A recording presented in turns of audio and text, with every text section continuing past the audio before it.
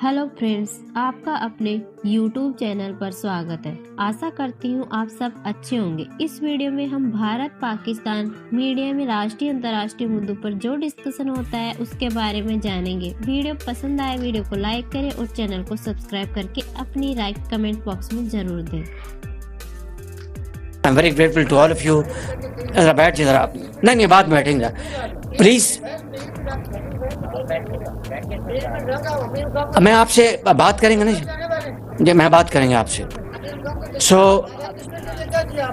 Please मेरी बात सुनिए जरा। आज़ाद कश्मीर के लिए आपसे बात करेंगे। प्राइम साहब बैठे हैं, आप बात करेंगे। जाहिर बात है इंटरनेशनल मीडिया और इंडियन मीडिया इसको उठाएगा। देखो जी, पाकिस्तानी वज़ीर-ए-आज़म की तो इतनी इज्जत है कि आज़ाद कश्मीर का वज़ीर-ए-आज़म ने उसको टोक दिया, रोक दिया, ये कर दिया, वो कर दिया।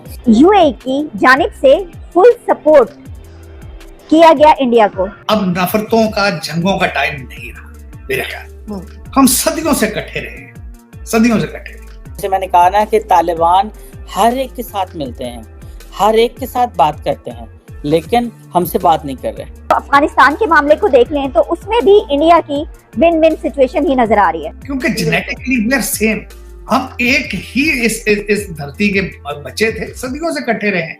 जहाँ जहाँ मुसलमान मुल्क नजर आएगा आपको वहाँ पता चलेगा कि जो इंडिया है उसने अपना एक फुटप्रिंट जो है वो एस्टैब्लिश कर लिया हुआ है।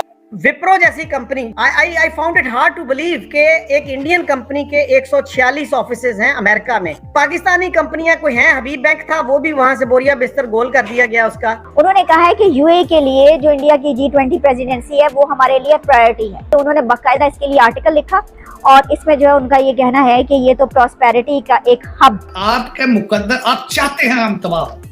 जब कौम अपना इरादा कर ले कि हमें तबाही चाहिए, हमें जिहाद चाहिए, तो कौन बचाएगा आपको? यूएई अब दुनिया का सबसे बड़ा टी इंपोर्टर फ्रॉम इंडिया बनता चला जा रहा है। मैं गुजरावाला से खुद जट हूँ।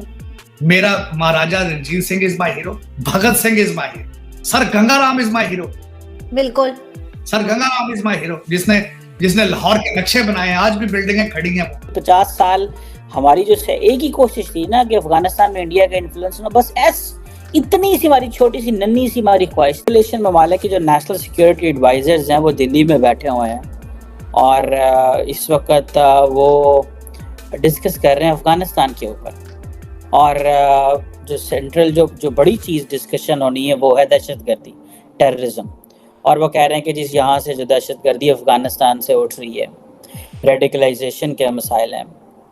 और अच्छा, मज़े की बात यह है कि जब सेंट्रल एशिया में, जब अफ़गानिस्तान में दहशतगर्दी के जो इशू की बात आती है, तो आप मज़े की बात यह है कि रशिया भी इंडिया के साथ मिल जाता है, चाइना की भी वही पॉलिसी है, सेंट्रल एशियन ममालिक की भी वही पॉलिसी है।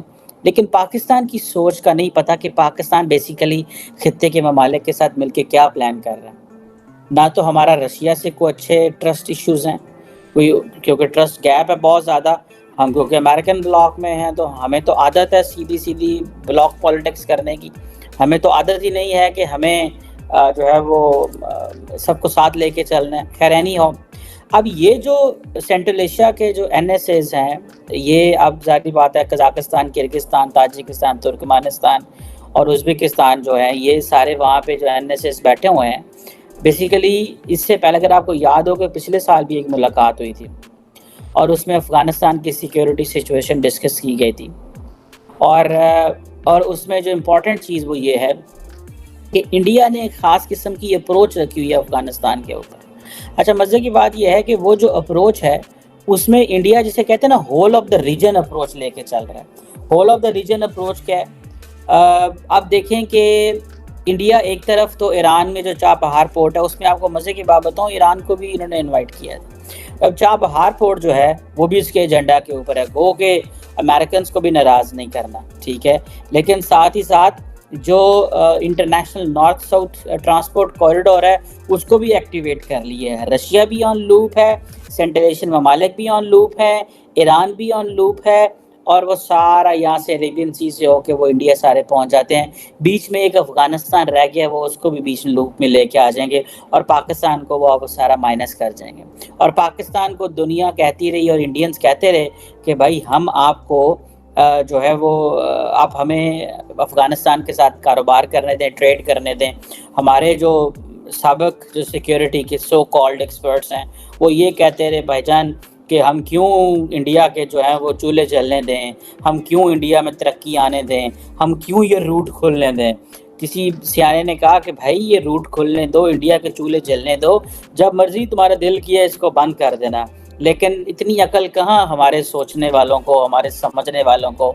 और ये जो डफर्स हैं, ये जो उस मुल्क को चलाते रहे हैं डायरेक्टली और इनडायरेक्टली, इनके अपने ज़ाती इंटरेस्ट तो लगता है कि शायद नज़र आते हैं और उसका हमें रिज़ल्ट भी मिल जाता है कि जब वो जाते हैं पावर से तो बहुत कुछ उनके पास होता है। लेकिन जब वो पावर में होते हैं तो वो मुल्क तो चलने नहीं देते, सियासत ही सियासत बाहर कर रहे होते हैं। खैर नहीं हो।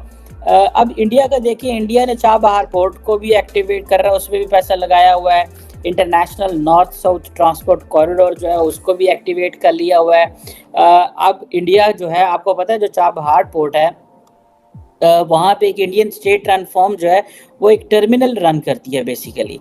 और इंडिया जो है वो बेसिकली उसका सेंट्रल थीम तो कनेक्टिविटी है, और उसके साथ साथ connectivity, trade, fighting terrorism and getting on board all these countries, जहाँ पे अमेरिकन, जापानीज, ऑस्ट्रेलियंस, ब्रिटिश, सारा यूरोप लाइन में लगा हुआ है टू इंगेज विद इंडिया। तो सेंट्रल एशियन ममालिक को भी समझ आती है कि ठीक है हमें इनके साथ मिलकर काम करना चाहिए। उधर एससीओ में भी इनके इंडिया के साथ अच्छे ताल्लुकात हैं, लेकिन आपको पाकिस्तान कहीं नज़र नहीं आएगा। मुझे नहीं समझ कि अफ़गानिस्तान के ऊपर पाकिस्तान की क्या पॉलिसी है। हिना रबानी खैर वहाँ पे गई हैं, मैंने तो बड़ी देर से कोई अफ़गानिस्तान के ऊपर कोई कॉन्फ्रेंस भी होते नहीं देखी जिसमें पाकिस्तान का मौक़िफ़ जो है वो लिया जाता हो। यूएई की जानिब से फुल सपोर्ट किया गया इंडिया को G20 की प्रेसिडेंसी के लिए, तो विन विन सिचुएशन लग रही है। अच्छा, वैसे तो अगर हम इससे हटकर भी देखें तो अफगानिस्तान के मामले को देख लें तो उसमें भी इंडिया की विन विन सिचुएशन ही नजर आ रही है। अफगानिस्तान में देखें, इंडिया जो है वहाँ पर एक मरतबा, फिर हमें इससे पहले भी जो वहाँ पर कंस्ट्रक्शन हुई स्कूल्स, कॉलेजेस, डैम्स, इन सब की उसमें, तो वेयर इज पाकिस्तान? क्योंकि अफगानिस्तान में अब जहां इंडिया इन होता हुआ विन पोजीशन में नजर आ रहा है, विनिंग पोजीशन में, वहीं पर जो पाकिस्तान है वो कहीं नजर नहीं आ रहा। बल्कि ऐसा है कि पाकिस्तान के, तो आपको पता है इनवॉय पर, एम्बेसी पर वहां पर हमला हुआ। अभी ये पहली खबर तो मैंने आपको ये बताया कि minister of foreign affairs and international cooperation of UAE writes supporting India's G20 presidency as a priority for the UAE. उन्होंने कहा है कि यूएई के लिए जो इंडिया की G20 प्रेसिडेंसी है वो हमारे लिए प्रायोरिटी है।